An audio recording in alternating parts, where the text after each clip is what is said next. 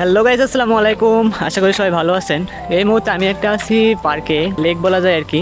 বিকালে এখানে মানুষ হাঁটাহাঁটি করে, দৌড়াদৌড়ি করে, অর্থাৎ এক্সারসাইজ করে। এর আগে এত ঘোলা পানির লেক কখনোই দেখিনি মালয়েশিয়াতে, আমি এই ফার্স্ট দেখলাম। তো ভাবলাম আপনাদের সাথে শেয়ার করি। তো এখানে ক্যামেরাতে তেমন ভালো কিছু দেখা যাবে না, এটা অনেক বড় এরিয়া, বাট আমি এক সাইডে আসছি ড্রোন দিয়ে দেখার জন্য ভিডিওটা করতেছি।